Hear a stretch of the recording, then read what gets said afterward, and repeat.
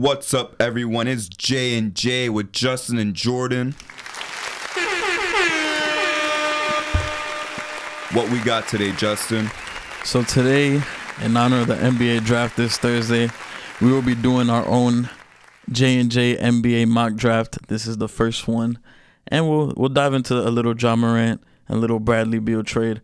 But we're gonna get into this NBA mock draft. So the format we got going on, it's not gonna be, hey, I got my own mock, Justin got his own mock. We're kind of putting our own mock draft together, but we don't know how each other's draft board looks. So let's say, he don't pick Wemby 1. He gets the first pick. He doesn't pick Wemby for whatever reason. I don't know. He picks Beal Coulibaly. I go, okay, I got the second pick. The second pick of the draft is going to look like Vic, and so on and so forth. So, Justin, do you want pick number 1 or pick number 2? It don't matter to me. I'll go first pick. All right, go ahead. I wonder what the surprise is of the first pick. Really, I really wonder who it could be. I guess we could all agree. This is Victor Wembanyama. There's no question. He's going to go right into the Spurs. They got their French ties. They got their guy, their first big since Timmy D back in '97. This is really good for the franchise. This is kind of the first year where they really just tanked, because the last 2 years they didn't really have talent and they were still trying to compete for the play-in spots and the playoff spots. But this year they committed to the tank and they got rewarded. They got Wemby out of it. So now you're set for the future. My only concern with Wemby is obviously the size and the weight and him having to build muscle, but I think he's gonna get that over time. That's something every player always adds going into the league. But I think he's gonna be fine. Yeah, just to comment a little bit on Wemby, it's just like when you watch all these scouting reports, you read all these scouting reports, it's crazy how people are saying at worst his floor is like a low-tier all-NBA guy. Yeah. Like, that's insane. And I understand there's a lot of talk, like, this is the best prospect ever. I still think the best prospect ever is LeBron, in my own opinion, even before he became LeBron, just the hype and everything. You got national TV high school games, you feel me? Yeah. But Wemby, I could say I did doubt the hype for a while. I would say, because, every year is always like, this is the best draft class, this is the best prospect. But, like, this is more hype than... recently the two most hyped guys was Wiggins, in my opinion, and then of course Zion. Yeah. And then now we got Wemby. I think Wemby's star power, even though he's an international player, this just shows how much the game is changing. He is getting so much hype as a dude from France. 10 years ago, we would never hear something like that at all. Not you. But yeah, I agree. This is good for the Spurs. Another potential generational big. Maybe this leads to another, 2 decades of 50-win teams again. You still got Pop at the helm. The Spurs, I feel, have an underrated core. You're still going to have Keldon. You're still going to have all these guys. But Devin Vassell. But, yeah, I think Wemby's really going to fit at home right there. I hear. So, another thing I wanted to say real quick. Wemby's feel for the game is something that really it came to my attention, because other guys like, Andrew Wiggins, he had like one of his like weaknesses and stuff was him having like the tendency to float and kind of disappear in games. Same things with guys like Ben Simmons. We kind of questioned, does he really love the game like that? But with Wemby, you could clearly see like this kid gives a fuck. He wants to be in the gym. He puts in the work. So with that, like, I have the most confidence that he's going to succeed in the league. It's just if he can stay healthy, which I think he will over time, he's going to get his body right. And like you said with the Spurs core, I think him and Jeremy Sohan, those two right there, they're gonna wreak havoc in the West for years to come. That's gonna be a nasty duo right there. But yeah, the Spurs, they got a really good young core right now. But I like how they're doing. But yeah, we can move on though. Yeah, and one last thing, the thing I'm most excited about, a lot of people, it's like they're like, oh, I'm most excited about the ball, and I'm most excited about the the 3 ball. Mm-hmm. In my opinion, even though bigs are already known for this, we see a lot of bigs all the time that are great at this. I'm really hyped for the defense. You watch that defensive film on him, it looks disgusting, bro. He's blocking everybody that comes into the paint. Even if the offense doesn't come, you're still going to get an elite defender in the paint. But moving on, the second pick might be, I don't want to say it's controversial at this point because it could go either way. Yes, so Scoot is known as the second best prospect. At this point, Hornets, go for the fit. Don't force it. You already got your point guard in LaMelo. Go with Brandon Miller. So you're probably thinking, wait, why not draft the best player available? You got the second pick, blah, blah, blah. LaMelo is a proven great point guard with potential to be elite. Don't mess that up. I want the ball in LaMelo's hands. Get him a co-star that could really score for him. Get him a competent wing. I don't know what's going on with Miles Bridges. I keep hearing, hey, he might come back. He's not going to come back, whatever. Get Brandon Miller. Really let him replace, Miles Bridges. Give LaMelo a score. We don't need another ball handler. We don't need LaMelo to be sharing the rock like that. This is a guy who's, in my opinion, an elite playmaker. He's a really good damn scorer. This is a potential, not even potential. He already did it already, like a 22, 23, and 10 guy. There's no reason to mess that up. Yes, like I said, Scoot is the better prospect, but go for fit. Give me Brandon Miller. No, yeah.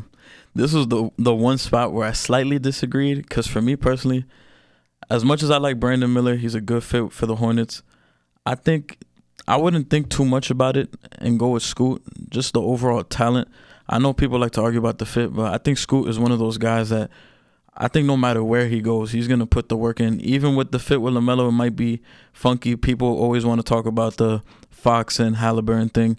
I think this could be different, because I think Scoot is one of those guys. He could play everywhere. He's going to be in the gym. He's going to be locked in. He doesn't care.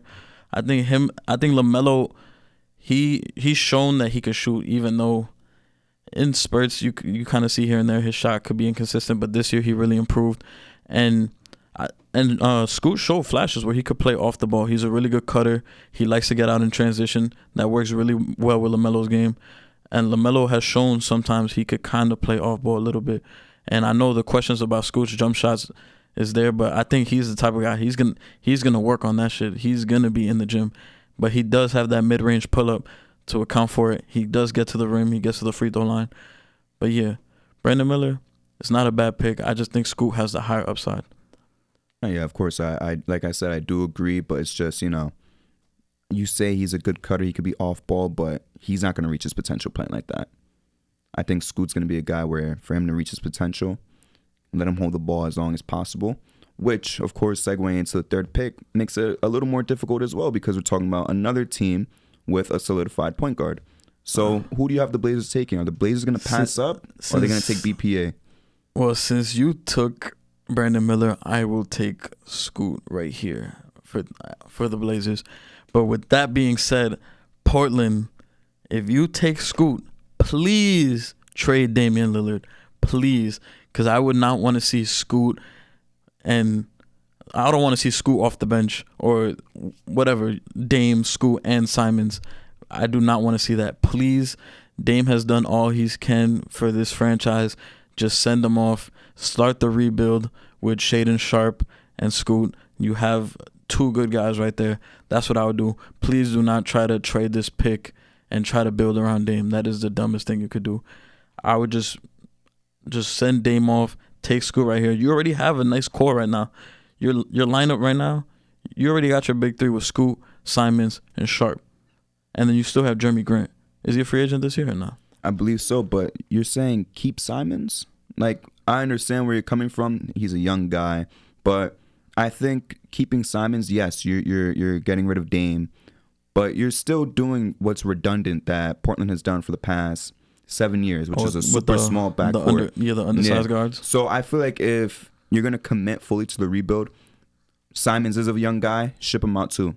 Ship him and Dame out. Ship Dame out to Miami. Get a Tyler Hero. I don't know what you could get out of Simons. I don't know what his worth kind of is like on the market, but definitely try to get back like a Tyler Hero. That could become your backcourt of the future, and try to get yourself just some comparable pieces around them. That's all they need, because like you said, Scoot cannot come off the bench. No, yeah. And if you keep Dame, that trio of Scoot, Dame, and Simons, if for some reason they want to start them all at the same time, which would be terrible, I guarantee you that Portland is going to concede like 135 points a game. Like, this would probably be like the worst defensive team we've ever seen in history. The only reason I didn't really mention Simons getting traded was just because it's the rookie year. You kind of just want to see how it plays out. You're not really buying into stock of like, oh, these are two undersized guards. I could see your point, like maybe by year like 2 or 3, but off rip, they'll probably just be thinking about it. Oh, let's see what they can do right now and just feel everything out. But yeah, I could definitely see them moving off of Simons going down the road.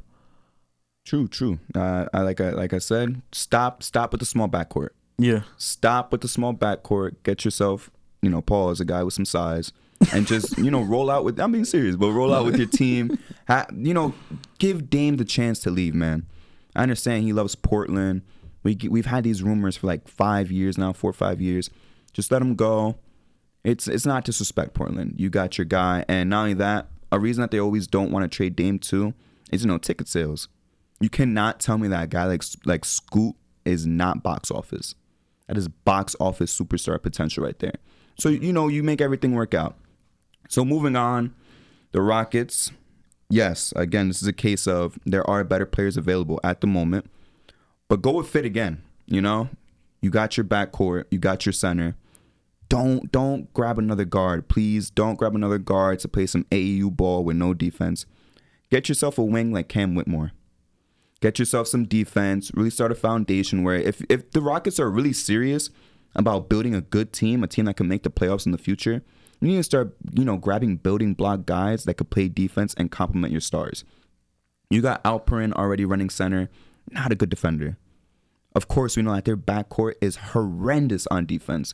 The worst backcourt defense in the NBA. I would say it's worse than Simons and Dame because Jalen Green doesn't try. Kevin Porter Jr. doesn't try.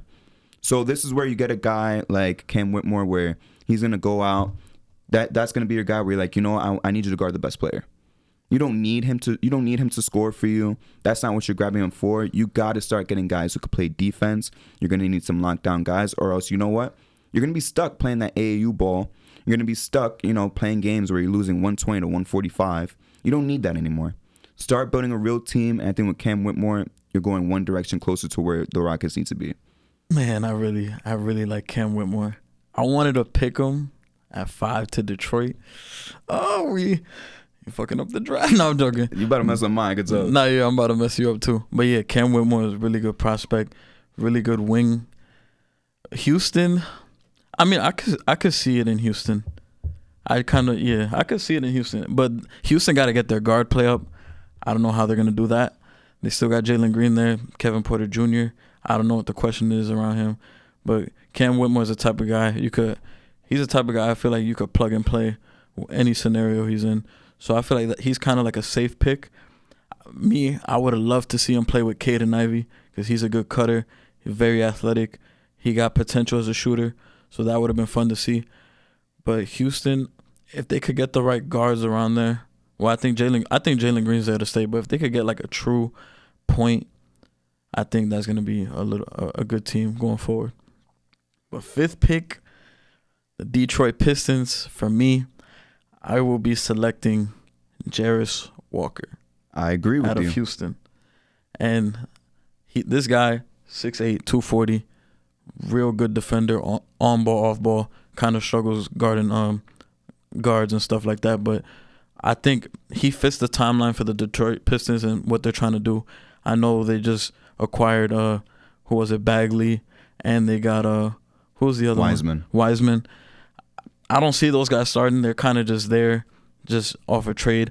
I could see a lineup where Jalen Duren and Jarris Walker are playing together because Jalen Duren just had a really good rookie year, and you could plug Jarris Walker right there, right next to him at the 4, and that front court is going to be lethal, dangerous in the future. They're going to cause nightmares. And then you still got Cade and Ivy developing and getting better. The only questions Detroit will probably have going forward is that wing spot. But it's not really too hard to come across a wing in the league. I feel like you could find wings easy. But, I think Jarris Walker is going to fit really good with this team. And he just fits right in. He fits the timeline for them. And it's going to be a good pick for them going forward. Yeah, Walker's two-way play is going to really come key. And another thing that I want to bring up, of course, Jalen Duren is going to play a lot of minutes. Yeah. But when you sit him down, experiment with Walker playing a small ball 5. Yeah. He's got the defensive capability to do it. He's really got he's got an NBA build, bro. More like an NFL build, you feel me? Yeah. Like he's just built like rock solid. And I agree, man. There are better prospects, but fit, man. Fit is what's most important in my opinion. When you pick outside the top 3, go for fit. Don't go for the best player available. Go for the fit. we're going to move on to my guy next after I finish up, you know, a guy who I think is a top 4 prospect. But yeah, Walker's going to be something special. Plug him in. Now you got him and Durant, you know, really holding down the paint, really holding down the defense. And then you got your backcourt of the future already. A backcourt that's going to be elite in the future. Backcourt that has potential to be the best backcourt in the East. So yeah, don't worry about any more guard play. Like you said, they do have questions at the small forward position, but also, like you said, there's a lot of wings always available. If there's one thing that's always available in the NBA, it's wings. You know, point guards and centers, those are hot commodities, but a wing, you get that whenever. You could always get a solid wing. So moving on to the 6th pick, I have the Magic. This guy, a lot of people think shouldn't really fall this far down. It's not that he's not talented or anything. Trust me, he's the 4th best prospect right now in this draft. But in regards to fit, he's going to fall down to these guys, which would be a blessing. This would be a blessing for Orlando if they could get Amen Thompson. Do I think he's going to fall this low? Maybe. It depends on, honestly, I think the Pistons are going to go for the fit. Rockets might go for whoever's the best available. But Amen Thompson, man, he's going to fit really good with the Magic. You get your playmaker. You get your point guard of the future right there. Respect to Markelle Fultz. You know, Markelle Fultz, Cole Anthony, Jalen Suggs, like, they're cool. You feel me? They're cool. But this is your guy that you build around. You got Paolo, you got Franz. You're going to really need a playmaker to really supply them the ball to really score. But there's a guy who gets his own buckets as well. Super athletic. Yeah, he's got to work on his jump shooting, but right now this is another type of athlete that's going to be box office. This is your playmaker right here. I believe that the Magic are setting themselves up with something special right here with this core that they got. So I think a big 3 of Franz, Thompson, and Banchero is going to be something dangerous. And in my opinion, that's an 8 seed. As well as if they pick the guy who I have them also grabbing the lottery if he's available, this is an 8 seed right here. You got to start looking out for the Magic as a constant playoff contender. And I think this year is going to be the first step, if they get Amen Thompson, to really start making the playoffs every single year. It's probably a surprise to mad people because a lot of people probably had Amen going a little bit higher. For me, I had a Sar going here. But for the Magic... Really? Yeah. I had a Sar going 6. Wait, so you think he's better? Or you had Amen going earlier? I had Amen going earlier. Oh, okay. Yeah. But after watching Asar a little bit, I think Asar slightly might be better. But it's not like a big thing though. But Amen here, you said they would move on from Jalen Suggs and Cole Anthony. Yeah, and Fultz, like they're all cool. You feel me? Nah, yeah, they're cool. They're all cool. They got some talent, but definitely, bro, like you don't pass away like at a talent like this because you got Cole Anthony, for example. Nah, yeah. Amen Thompson, he's a really good prospect, really elite in transition. My favorite thing about Amen Thompson is his defensive upside. He really gets to it. For that reason, I would probably still hold on to Jalen Suggs just because he still has that little flash of defensive upside for him as a guard. So to have him off the bench when you have Amen going to the bench, that would be a good thing too. I would still keep Fultz because he's a veteran guard. He's been there. You need him for the young guys. Cole Anthony, he could kind of just go on. It's like, you know. I feel like it's not even that he's bad. It's just like it gets to a point where like when a team is like rebuilding or like they're kind of getting into contention, it kind of gets to a point where it's like, yo, we have too many guys. It's not that you're bad. We just have too many guys. We kind of just have to shed some of the weight. Kind of like the 2019 Celtics. Mm-hmm. They had too many guys. And it didn't work out for them. They lost in the second round. They had to get rid of everybody who was stunting people's growth. So, but yeah, for Amen Thompson, I could see this pick working out, but he needs to get that jumper fixed. Of course, yeah. He shot 25% from 3 in the overtime elite league. He needs to get that down packed. His shot looks kind of funky, and yeah, he just has to get that shit together because, you know, we saw how Paolo started off hot to start the season, and then he couldn't hit shit. He was fucking up my parlays. Yeah, he was cold at the end of the season. So you don't want a situation where you got 2 guys, maybe 3 if you're playing Wendell Carter out there too, that can't space the floor. I think in the NBA at the next level, Amen Thompson, he's gonna get to the basket. There's more spacing, so I could see that opening up his game. But if he does that and he fixes his jumper a little bit, he'll be fine. He does have upside as a playmaker. So that's gonna open up his game as well. If he's gonna be playing alongside Franz, Paolo, Wendell Carter. So that's gonna open up his game too. Open up driving lanes for everybody else. So I can see it going well, but Amen, I think, is one of those guys where if he's in a good situation, he'll be fine. If he's in a shitty situation, it might not work out for him. I think if Amen went to Houston, he kind of that shit probably wouldn't work out. Yeah, he'd be a scapegoat. Yeah, he'd be a scapegoat. That again, common case of Houston AAU bull. Yeah, but I like what Orlando's building right now, so I think it could work out good for them.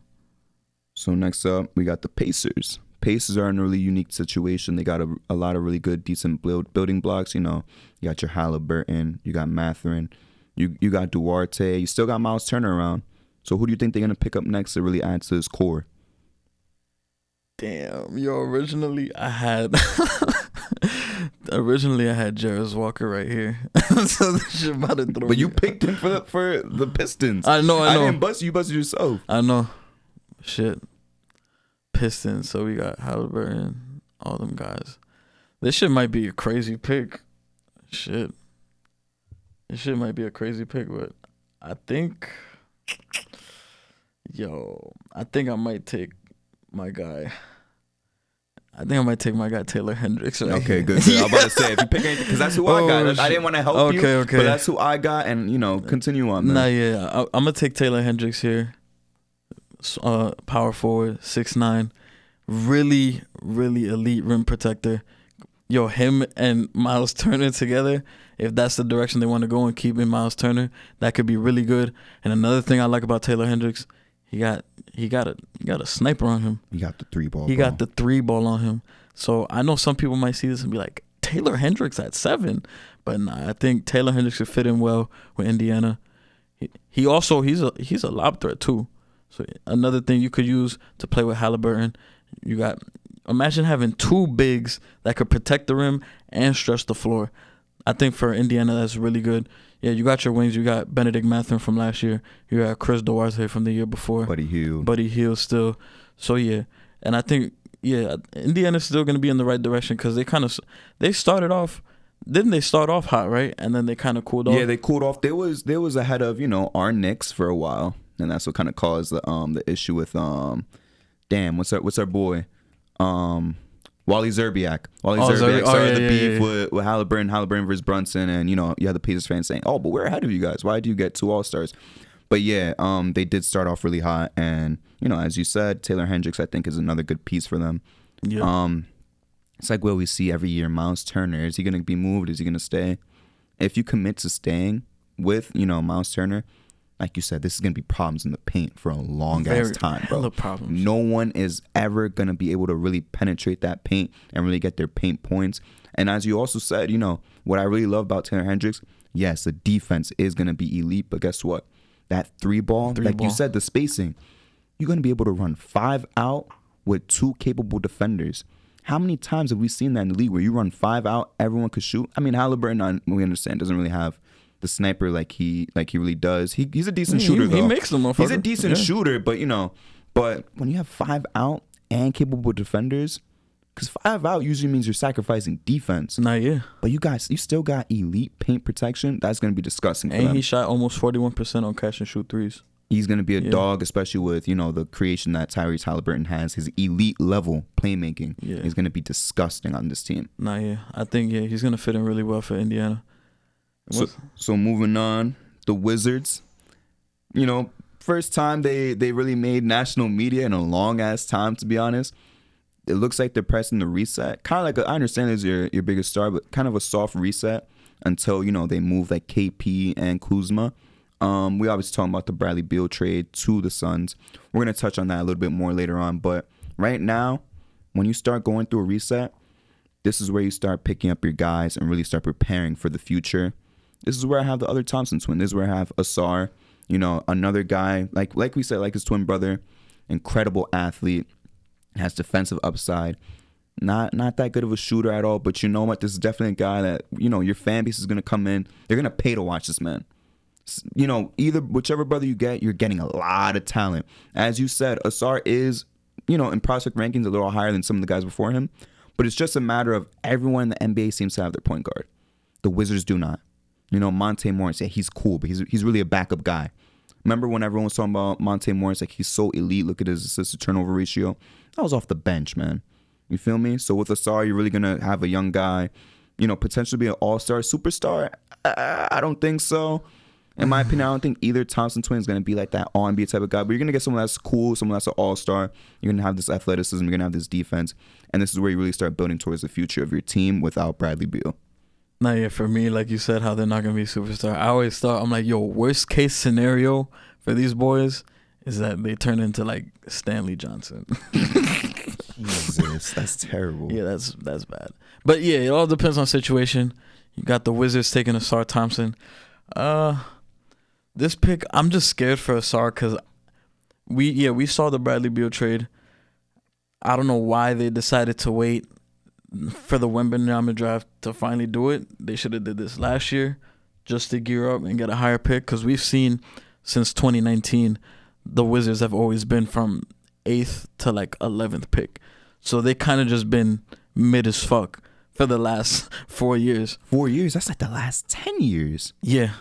Bradley Beal was the 3rd pick, and then after that, it's just like they were always like okay. They had a brief stint where they had 1 or 2 years where 2017 like was like their best season. And the year of Paul Pierce, they were also on the 4 or 5 seed as well. But it's like 2015, yeah. These guys have always been low, late lottery. But continue. Yeah, fucking mid as fuck.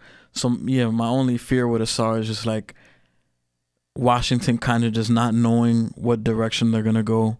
Because they could say, oh, yeah, we're going to go rebuild now.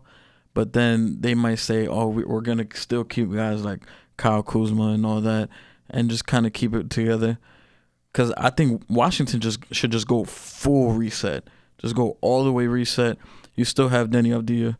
He's a really good piece. He's a good defender. You should still keep with him. But, yeah, I think you guys shouldn't really play around too much. Just go full reset. KP had a really good year. His value's high as hell. He played without getting hurt. He played a healthy season. So I would try to flip him, see what you could get. Same with Kyle Kuzma. He was a borderline all-star this year.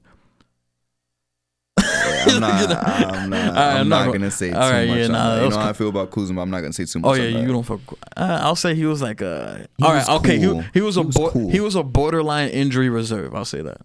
Even then, it's kind of pushing it, but like, cause you gotta understand, like you had like Brunson not make it, you had a lot of guys not make it. I'll take a lot of Brunson guys. Brunson should have made it. He should have made it. But what's it called? Yeah, but Kuzma had a really good season.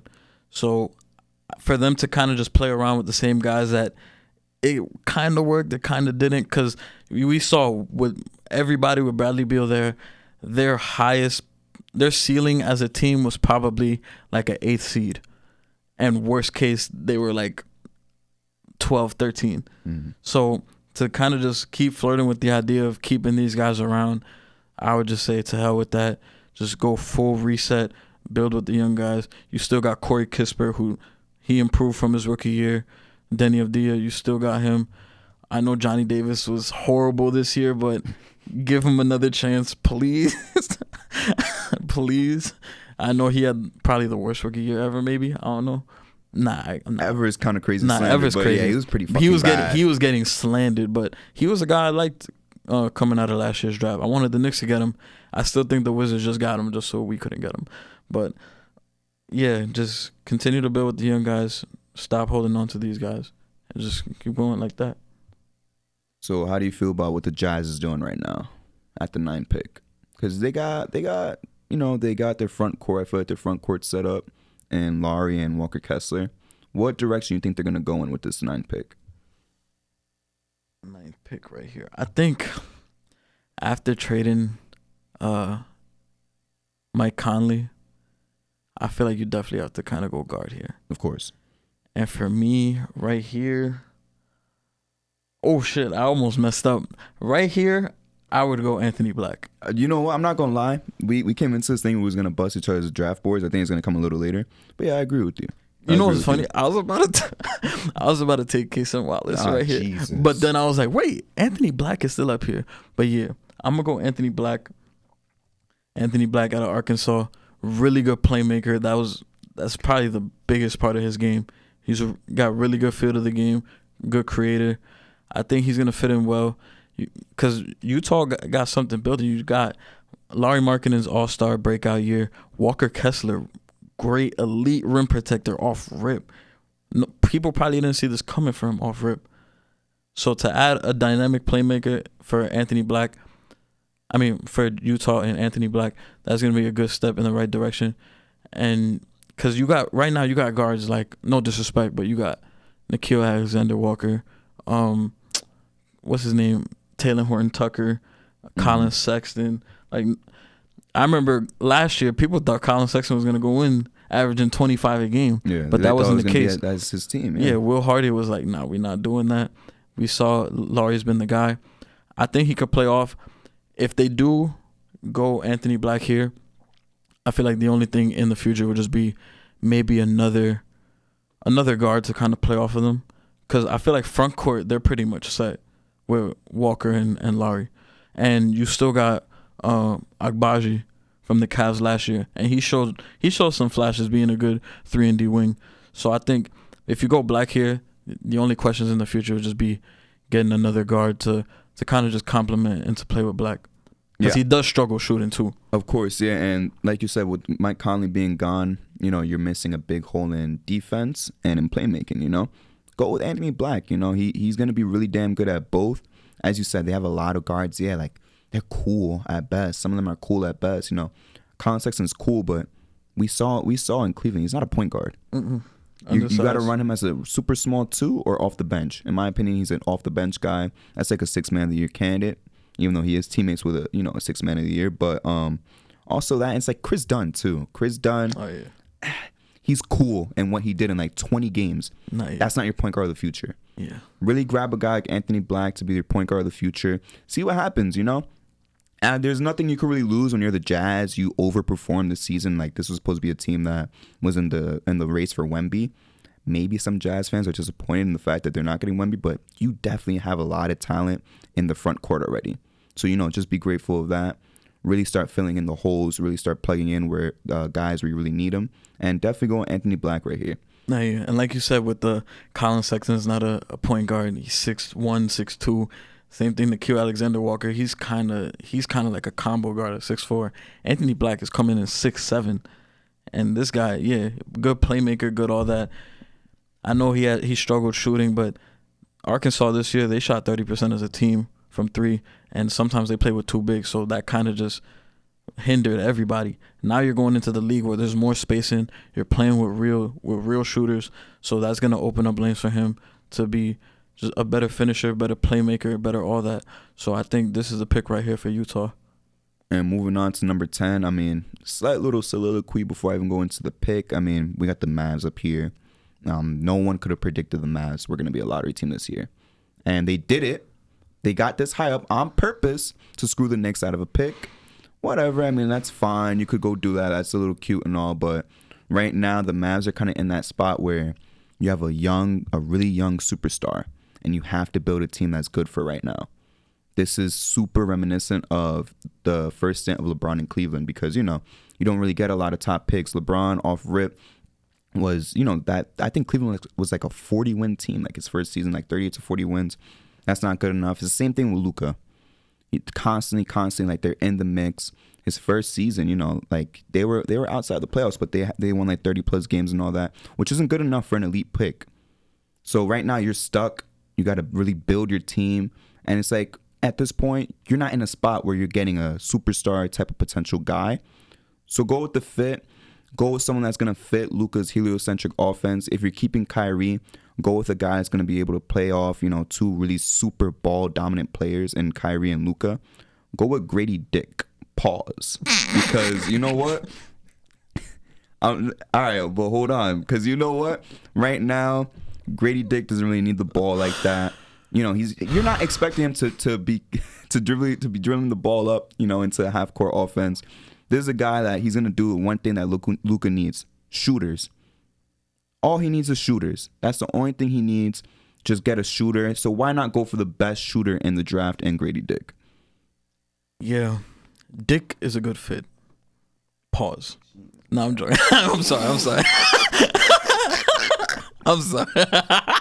All right, but yeah, Originally, my mock draft, I had Dick going 11th to the Magic, but I think let's call him Grady, bro. Okay, let's just go Grady. Yeah, I had him going 11th to the Magic, but I feel like Mavs at 10, you can't really mess around. This has to be the pick with everybody else that's available. He's a can't miss right here at 10.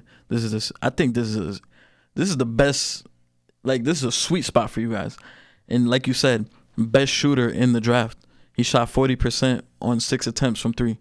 So he's going to be able to come in, plug and play alongside Luka and Kyrie, and just be that 3 guy. There is some questions about his defense. Like, he's a solid defender. He holds his own, but like against like physical guards, shifty guards, he kind of struggles. He kind of has that slow foot speed. But I think he'll be able to hold his own against like 3s and 4s and stuff like that. And he's a really good off the ball player too. He had times at Kansas playing with Jalen Wilson where he's coming off screens, coming off pin downs and stuff, and he's coming off hitting 3s and stuff like that. He's a good cutter too. Got really good feel for the game. He shows a little bit of upside as a playmaker, so he could play alongside these guys. He makes the extra pass. He does all that. But no, yeah, for Dallas, I wouldn't think too much into it. I know there's talks about them potentially trading the pick, but I think Grady Dick's the type of guy you could plug and play him right away. I know some teams are like, they have a superstar guy like Luka, and they're like, we don't want to wait for these guys to develop. But he's a guy, he's going to be able to play right away, and he's also going to develop for years to come too. So you kind of get the best of both worlds. And Grady's also the type of guy, he's a hustler too. Every time I watch Kansas this year, he's always getting the big rebounds, keeping them in possession, keeping it alive. He's always getting that big rebound to keep him in the game. He plays the right way. That's what it is. He hustles. He plays the right way. He's not too flashy. That's what it is. Yeah. But yeah, this is the pick for Dallas. Do not overthink it. Grady is the way to go. So what about the second Magic pick, man? What's that looking out to be right now? Because, right now we're projecting them to have Amen Thompson. You got that core right there. So what else do you really think that the Magic need right now? Man, I think they should go wing here, because I know Jonathan Isaac is back, but at this point, he deserves to get the label as injury prone at this point, because he barely gets in. So, and you took Amen, so you're already set at Amen. Who's their 2 right now? Yes, like Fultz, bro. But do you really want to run with Fultz? So all right. So you would probably have to go 2 guard or 3, wing, yeah, right here. Oh man, I feel like Casey Wallace would not make sense right here. Definitely not. That shit would not make sense at all. At this pick, should I take the risk and go my boy Hood Schifino? Ooh. Did not expect that at all. I'll be honest with you. I did not expect that. Who'd you think I was going to pick? I thought he was about to bust my draft and go Koulibaly, but, continue on with Jalen Schifino. Nah, he's the type of guy, really good shot creator. He could shoot it. He could play off ball really well. Because I was thinking about Casey Wallace right here, but then I'm like, it wouldn't make sense. Mm-hmm. He's another guy that I know he has spot-up potential and stuff like that. He's a really elite defender, but I feel like it kind of gets redundant having him and Amen together. So, yeah, I would just take Hood Schifino here. He's very dynamic scorer. So that's a breath of fresh air to have. So imagine having him in the lineup and then having Fultz off the bench. So I think this could be good for Orlando to kind of just spice things up in the offense in the lineup. I didn't see this coming either. The draft kind of made me pivot because I'm like, bro, there's no way I'm going Casey Wallace here. But yeah, I think Hood Schifino could fit well for Orlando right here. So we had this talk in the car specifically with Hood Schifino where he's gonna go. I did have him going a little bit later on. He's still gonna make the lottery on my draft board. You did kind of bust my draft a little bit. I'll let you know who I had there later on. But no, yeah, like you said, you're gonna be getting scoring, you're gonna be getting playmaking, and you're also gonna get some defense. So I think Jalen Hood Schifino is a pretty safe pick for any of these teams in the late lottery that really do need a guard at this point. Yeah. So moving on to the Thunder, this is where I have Koulibaly. And the thing is, this is the most raw guy that's in the lottery right now. You got Vic hyping him up. There's really gonna be a guy with high defensive upside. A raw prospect that you can mold however you want. And I think that's kind of what the Thunder need right now. They don't need another guard. You got Giddey, you got SGA. And I've said it so many times, but it's true. It's that a lot of these lottery teams have their backcourt already. So don't mess that up. You got Chet coming back, so you don't really need a big right there. Go with Koulibaly. Koulibaly is kind of like the safe pick because, at this point, the Thunder, another team that has nothing to lose. You just barely missed out on the playoffs. You made the play-in. This team right here with Chet coming back, this is a 7 to 8 seed right here. So you don't really have to worry about like, oh man, I need the best guy. This is going to be the guy that's really going to carry our franchise. Go with Koulibaly, see what you could do with him, see how you can mold him, see how he's going to fit the team. But after all, like this isn't like a do or die pick right here. You got your guys. This is a safer pick right here. Nah, yeah, I like this pick for OKC. You could kind of just ease him into the offense or ease him into the team and see how he fits, especially if you have Chet coming back. So you can kind of see there the Thunder, they're really bright going into the future. But like I said earlier, I don't want the Thunder. They're kind of in that mix of teams where they might have too many guys. Yeah. So like you say, it's not like a do or die pick. But for some of the guys on the team, when you have this many lottery picks and stuff like that, sometimes it gets to that point. But I think for OKC, they're looking at it kind of like it's tryouts. Who's going to beat each other out for minutes? Who's going to do this? We're going to extend that guy. We're going to extend him. Because you already got Giddey and Shea. Those are your cornerstone pieces right there. And then we're going to see with Chet this season. I think Chet's going to play well. They were playing all year with no center. And then you already know what you're going to get from Dort.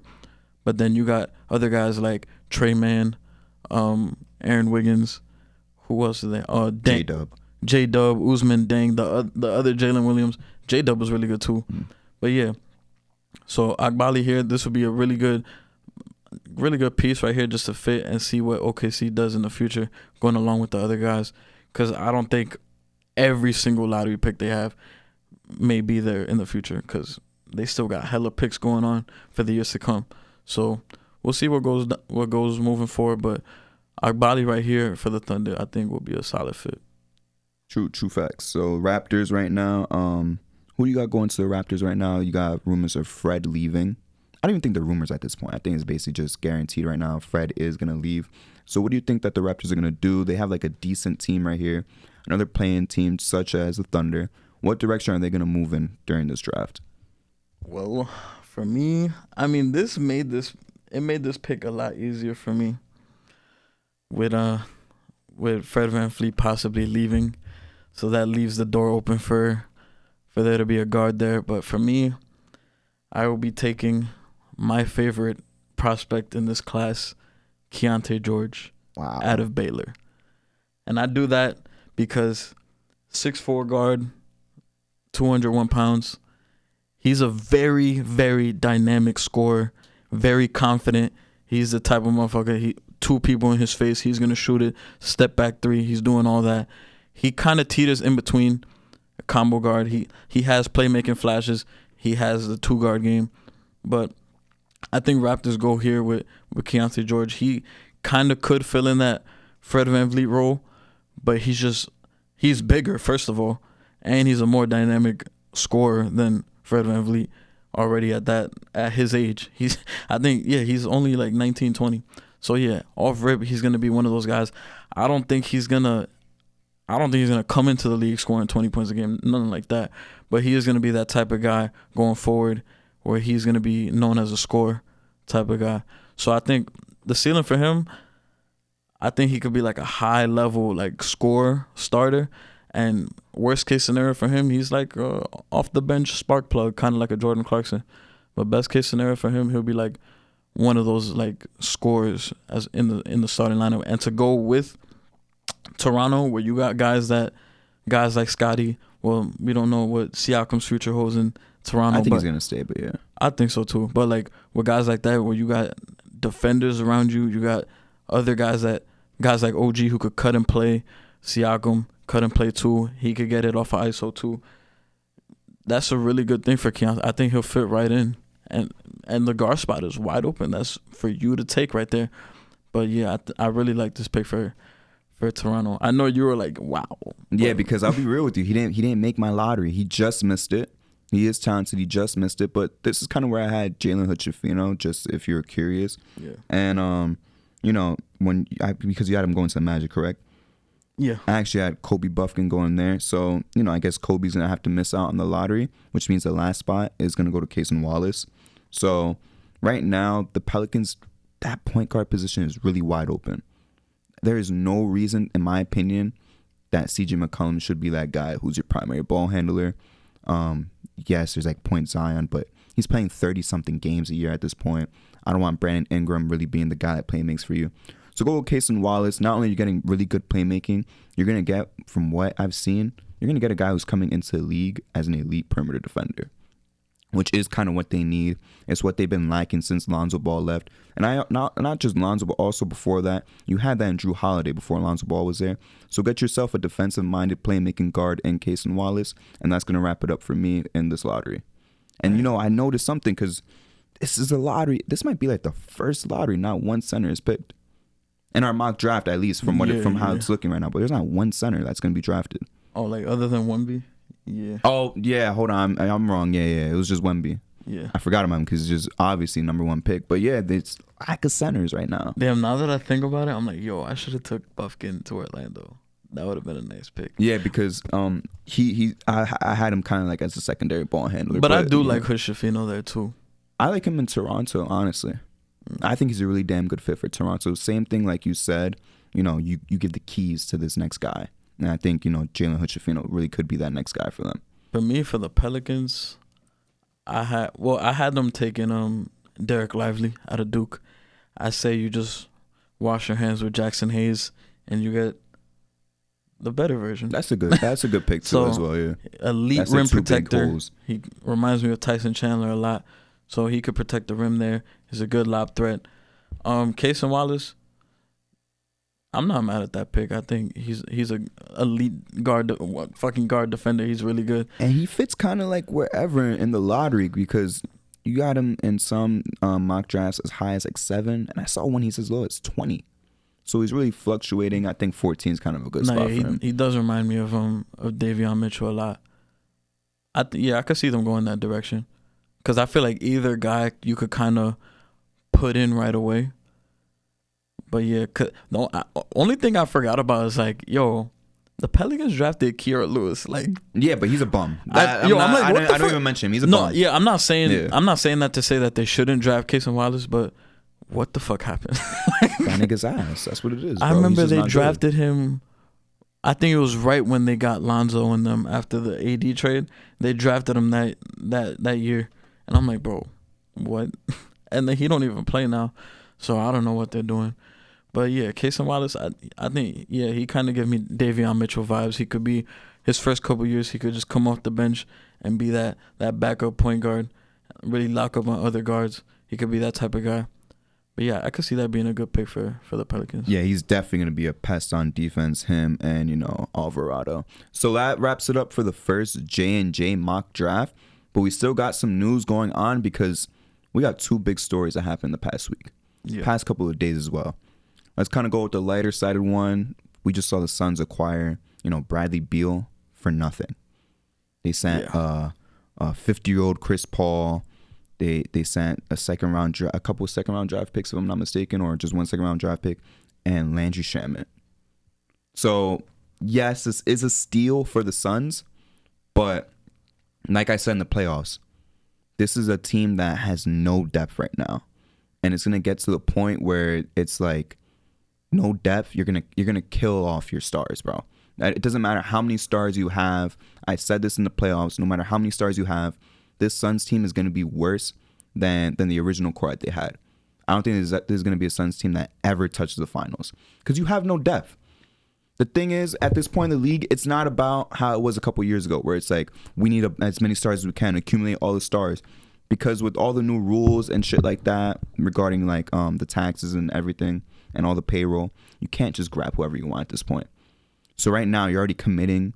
They already broke the salary cap just with Ayton, KD, Devin Booker, and Bradley Beal. Mm-hmm. What do you do with the rest of the team? Seriously, what do you do? Because now you have 3 guys. Oh yeah, they're pure hoopers. they'll figure out. They're pure hoopers. That's what a lot of people on Twitter are saying. They're going to make it to the finals solely because they're real hoopers. They're real ballers. That shit don't matter, bro. There is no fit right there. Look at the Nuggets, man. Look at the Heat. Look at all these teams that made it this far. The Lakers. Look at all these teams that make it this far. They have depth. They have just a good team. They're not top heavy. I think like the new Suns owner, it's new ownership syndrome. This guy's just horny to get all the best players, bro. Yeah, that's exactly what it is. That's what the problem is right now. Like, when I saw this, I was like, what the fuck are they doing? You're really ruining your chances of winning a championship right now. KD and Book, if you could move Ayton, and, they were going to get rid of CP3 anyways. If you just had KD and Book, surround them with a lot of good players, that's a championship level team. But KD, Book, Beal, maybe Ayton, maybe not Ayton, and a bunch of not even role players. These are going to be bench guys that are going to have to be forced to get minutes. That's not the way to go, bro. Yeah, I did not like this trade for Phoenix at all. Because I feel like the question for them, or what they were lacking in, was the depth. Like, you did not need another guy, another guard, especially a 2 guard. Like, if you was going to go in that direction of getting another star, you should have went point guard or something. Or you should have went for, like, I'm not going to say like a superstar big, but like a big that's willing to play a lesser role than what DeAndre Ayton wants. Because DeAndre Ayton wants post touches and all that. If you got like a rim running big that could have fit in, and then just figure out the other pieces, that would have been better. But Bradley Beal, he's a good player, but like, I don't really think this does anything for Phoenix. It just makes... you really still just have the same problems. Like we saw in the playoffs against the Nuggets.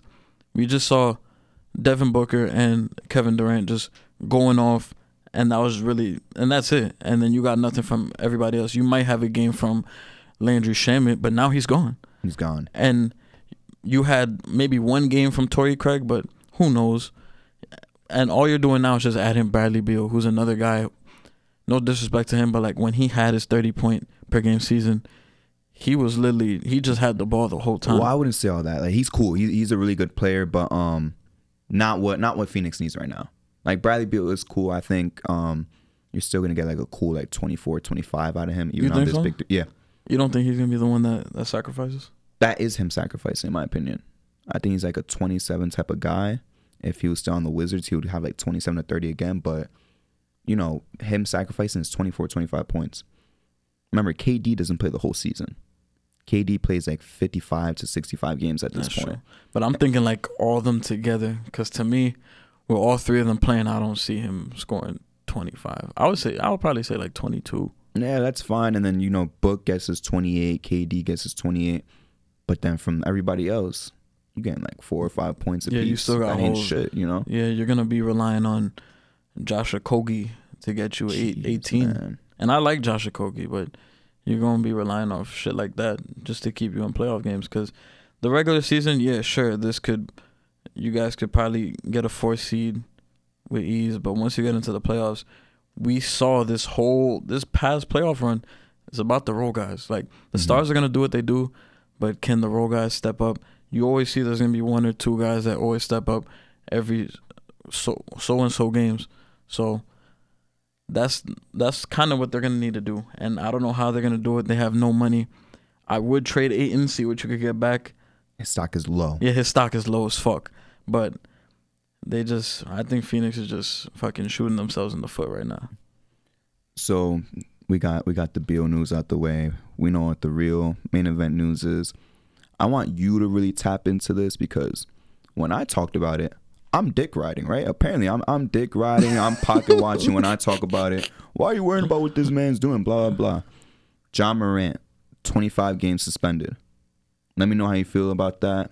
I'll add a little bit at the end, but the people know how I feel about it already. The people who saw the TikTok, at least a lot of people saw the TikTok. Yeah, at the J&J podcast. Make sure you follow that. Exactly. See that Thank rant. you. But yeah, the 25 game suspension. When I first saw that, I was like, oh, that's kind of around what I thought he was going to get. But that's not what I think he should have got. Me personally, I think he should have got minimum 35 games. I think he should have got that minimum. I kind of saw Adam Silver, like when I was kind of predicting what he was going to get, I said I could see 25, 30 games that he was going to get. But 25, that's still kind of just like whatever. Because we saw a couple years ago, we saw John Collins and Ayton get 25 for, what was it, the enhancement. The enhancement like steroids shit. and shit like that. Yeah, the steroid shit. They got 25 games off like that. So you're telling me the 2 gun situations, the Pacers thing situation, pointing a gun at the employee, beating up a minor, him going to the mall and pressing a Foot Locker employee. Exactly. You're telling me all that we still missing the strip club. We missing the recent IG live is why it happened. Yeah. But yeah, that's like 7 incidents. But I'm already. like, you're gonna take all those into account and say, this is kind of like similar to what DeAndre Ayton did. Nah, I don't agree to that. I think he should have got minimum 35 games.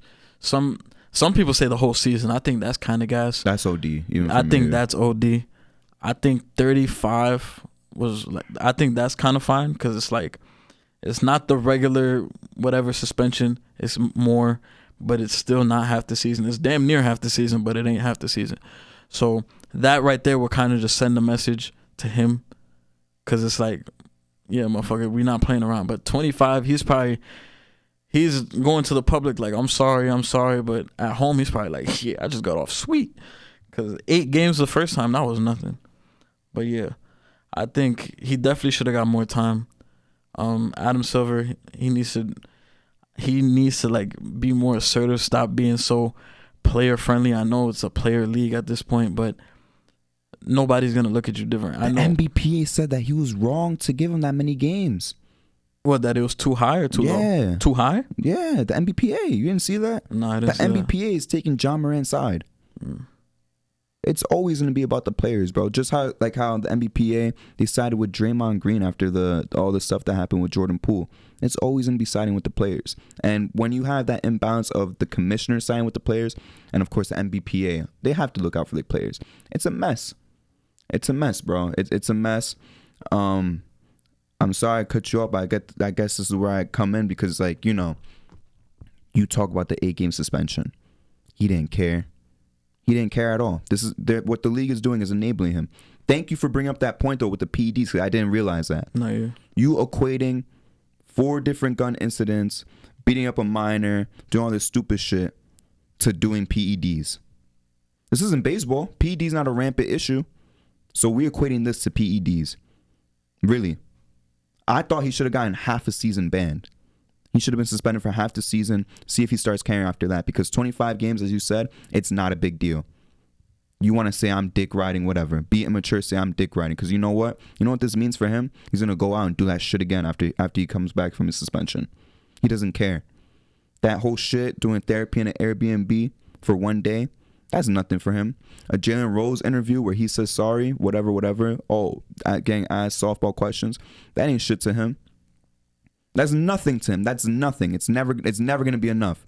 It's never going to be enough. He's always going to keep testing like, oh, what can I get away with today? That's the problem with John Morant right now. What can I get away with today? I'm protected. I got Powerade. I got my own shoes. He's still getting his own shoes still. Yeah, that's kind of crazy. He's still getting his own shoes. This man is untouchable, and he knows that. That's what we call enabling right there. He is unfucking touchable. Yeah. He is never going to have to really face real repercussions for what he does.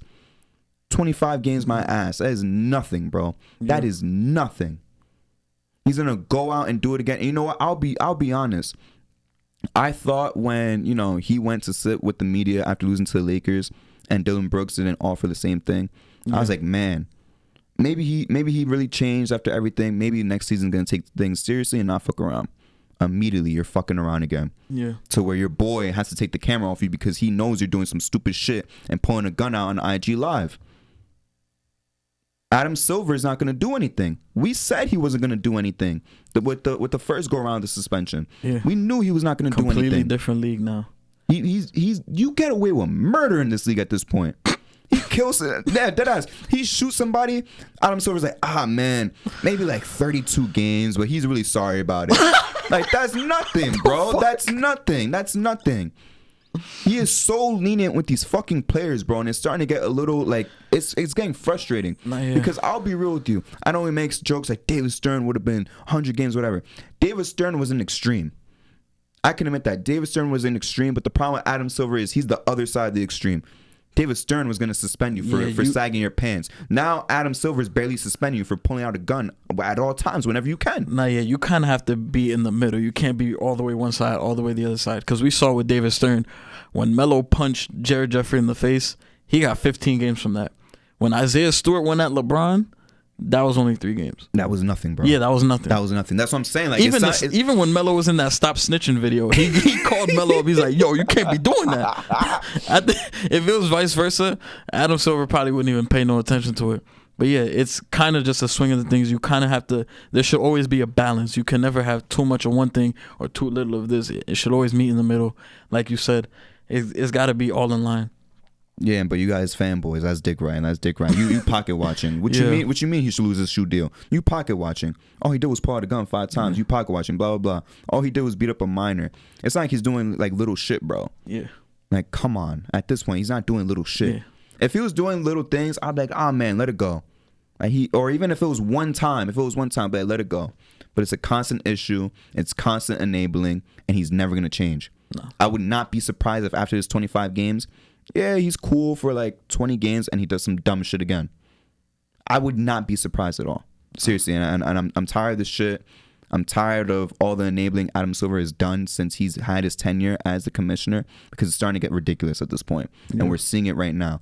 Thank you for that PED comparison, because I forgot about that shit. Yeah. I forgot about the Ayton and John Collins suspension. And for that to be the same amount of games as someone who's committing crimes, as someone who's constantly pulling guns out, as someone who's pointing guns at team employees, that's ridiculous. I'm tired of it.